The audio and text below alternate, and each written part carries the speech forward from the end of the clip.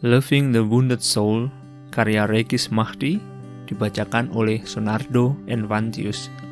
Bab 2. Judul, Penyakit Mental.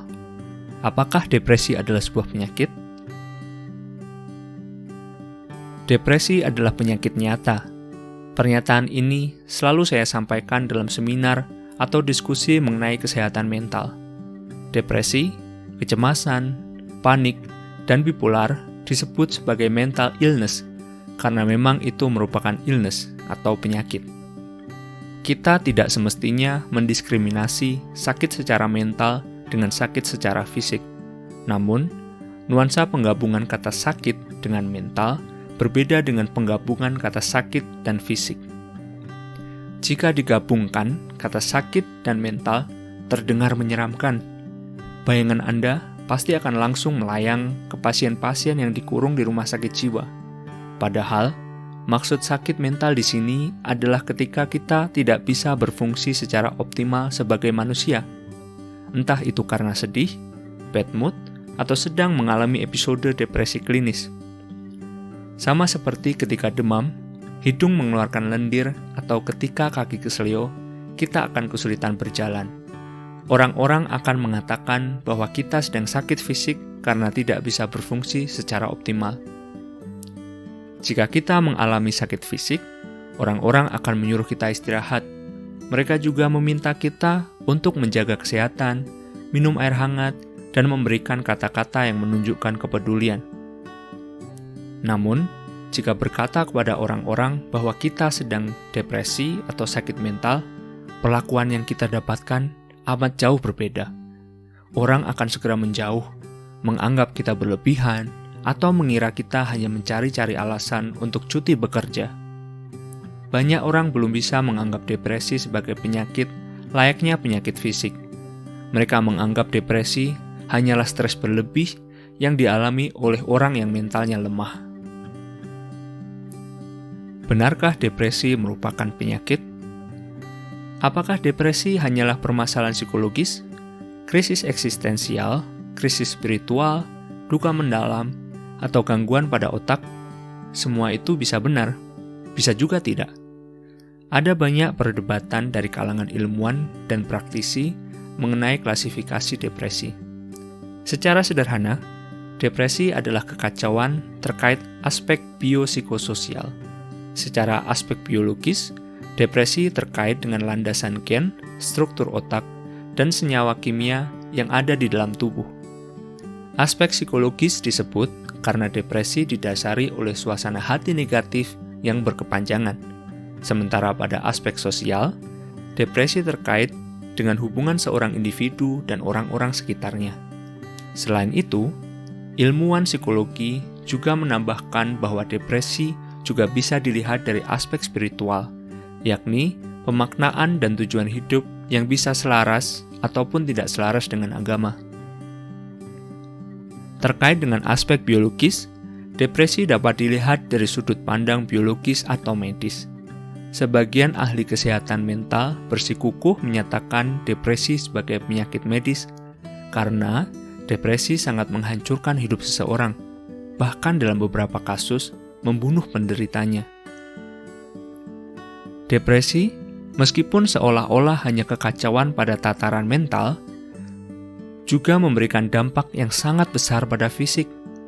Dampak seperti mual-mual, lelah, sakit dan nyeri di seluruh badan, konstipasi, insomnia, radang, imunitas tubuh menurun, bahkan jantung koroner dan diabetes bisa dialami orang dengan depresi. Pada kasus depresi berat, terapi psikologi pun tidak membantu, dan karenanya diperlukan obat antidepresan untuk mengaktifkan senyawa kimia tertentu di otak.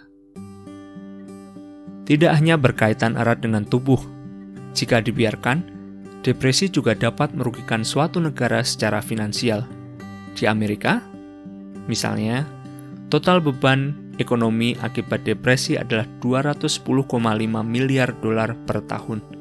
Kerugian ini dihitung dari jumlah populasi angkatan kerja di Amerika yang mengalami depresi. Hal ini menyebabkan produktivitas menurun drastis serta absen meningkat. sebagian kerugian disebabkan oleh beban biaya obat dan terapi yang dibutuhkan karyawan selama episode depresi.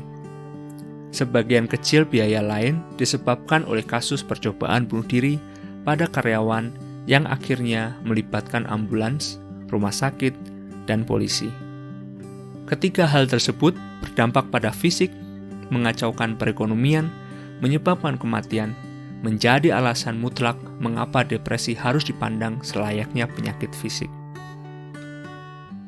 Bagaimana keilmuan medis kesehatan memandang depresi? Istilah depresi merupakan perdebatan yang cukup rumit di antara para akademisi. Dalam panduan klasifikasi resmi gangguan kesehatan mental, depresi klinis disebut sebagai Major Depression Disorder atau gangguan depresi mayor. Perdebatan ini juga terkait aspek bahasa, di mana dalam bahasa Inggris terdapat beberapa istilah yang menunjukkan gangguan fungsi manusia seperti disease dalam kurung penyakit, illness dalam kurung penyakit, sickness dalam kurung keadaan sakit, dan disorder dalam kurung gangguan. Sementara dalam bahasa Indonesia hanya ada kata penyakit atau sakit. Kata gangguan cenderung jarang didengar, kecuali oleh orang yang berkecimpung di bidang kesehatan dan kesehatan mental.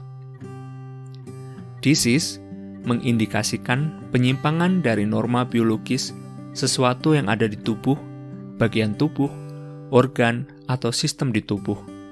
Ada objektivitas tentang penyakit yang dapat dilihat, disentuh, diukur, bahkan dicium oleh dokter, sehingga seseorang yang memiliki penyakit dalam kurung disease dapat diberi diagnosis yang jelas. Misalnya, dokter mendeteksi kanker dalam darah karena ditemukan sel kanker atau mendeteksi kerusakan ginjal karena ada bagian dari ginjal yang tidak berfungsi. Disease memiliki diagnosis yang jelas seperti kanker, tuberkulosis, diabetes, penyumbatan pembuluh jantung, dan lain-lain. Disease juga digunakan untuk menyebut suatu penyakit menular seperti penyakit menular seksual dalam kurung sexual transmitted disease atau flu burung. Illness adalah pengalaman tidak sehat yang dialami seseorang tetapi tidak bisa diberikan diagnosis yang jelas. Illness juga merupakan penyebutan penyakit secara umum dan cukup fleksibel, baik untuk gangguan pada fisik ataupun mental. Misalnya, seseorang mengeluhkan sakit di leher dan bahu, maka ini bisa jadi gejala awal dari depresi, kolesterol, atau asam urat. Sakit leher itu tidak bisa disebut penyakit, karena belum ada diagnosis yang jelas. Tetapi, sakit leher itu dapat disebut illness, karena orang tersebut sedang dalam keadaan tidak sehat. Sickness adalah status atau cara publik melihat suatu keadaan tidak sehat. Sickness juga berperan seperti label atau stigma. Ketika dilabeli sakit atau sick, ada pemakluman dari publik. Misalnya, dia memang sakit, abaikan saja. Dia memang sakit, jadi tidak mungkin bisa diajak pergi. Atau, dia memang sakit jiwa, sudah jangan dekat-dekat. Disorder adalah kondisi ketika tubuh atau mental kita tidak berfungsi seperti biasanya. Disorder lazimnya merupakan kumpulan dari beberapa gejala yang mengacaukan fungsi tubuh dan mental seseorang. Misalnya, depresi disebut sebagai gangguan depresi mayor karena merupakan kumpulan dari berbagai gejala yang dialami seseorang selama setidaknya 2 minggu. Gangguan depresi mayor. Secara klinis, istilah ilmiah depresi adalah gangguan depresi mayor atau Major Depression Disorder. Istilah gangguan depresi mayor digunakan karena depresi adalah kumpulan gejala-gejala seperti sedih berkepanjangan, kehilangan minat akan aktivitas sehari-hari, tidak bisa merasakan bahagia, merasa tidak berharga, insomnia, terjadi perubahan pola makan dan berat badan secara tiba-tiba, merasa tidak berenergi dan bergairah, tidak bisa berkonsentrasi, serta memiliki pikiran tentang kematian atau bunuh diri. Kumpulan gejala ini dianggap tidak nyata dan tidak bisa diamati oleh tubuh. Oleh sebab itu, Istilah gangguan dalam kurung disorder digunakan untuk menjelaskan depresi dibandingkan penyakit atau disease atau illness. Namun, tidak sedikit akademisi dan praktisi di bidang kesehatan mental yang memilih untuk menyebut depresi sebagai illness.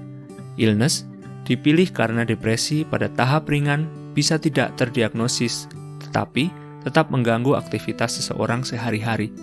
Selain itu, kata illness juga lebih erat kaitannya dengan penyakit fisik dibandingkan kata disorder. Bahkan, depresi juga bisa dianggap sebagai disease karena depresi juga memiliki landasan biologis dari gen, perubahan hormon, dan penyusutan pada struktur otak. Istilah sickness tampaknya tidak terlalu digunakan, baik untuk gangguan fisik atau mental, karena terdengar sangat negatif. Orang yang dilabeli dengan sick, dalam kurung fisik ataupun mental, seolah-olah tidak tertolong lagi atau tidak berguna untuk masyarakat. Menyebut depresi sebagai penyakit. Walaupun secara klinis depresi disebut sebagai gangguan depresi mayor, para aktivis kesehatan mental sering menggunakan istilah mental illness dalam bahasa sehari-hari. Ini karena depresi muncul dari interaksi yang sangat kompleks antara nature dan nurture, dalam kurung faktor lingkungan dan bawaan. Interaksi nature dan nurture ini dapat digambarkan seperti depresi terkait faktor genetik, volume hipokampus, dan amigdala di otak seseorang, serta perubahan hormonal pada tubuh dan pengalaman traumatis terkait dengan hubungan keluarga, pertemanan, rekan kerja, dan romantis. Ketika menyebut depresi sebagai penyakit, dampak yang dihasilkan akan panjang, mulai dari dampak sosial di kalangan masyarakat hingga di level pembuat kebijakan. Contoh sederhana, jika seseorang bisa cuti bekerja karena batuk, pilek, atau demam, begitu pula ketika orang itu sedang mengalami depresi dan memiliki pikiran bunuh diri. Bila seseorang bisa menggunakan asuransi untuk berobat karena sakit fisik, seharusnya ia juga bisa menggunakannya untuk berkunjung ke psikiater atau psikolog. Mari simak contoh berikut. Seorang mahasiswa yang mengalami patah tulang kaki bisa mendapat izin untuk mengikuti ujian susulan.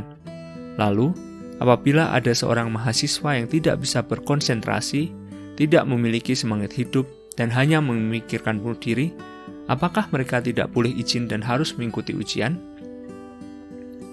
Sebagian besar dari kita akan memberikan reaksi dan perlakuan yang berbeda.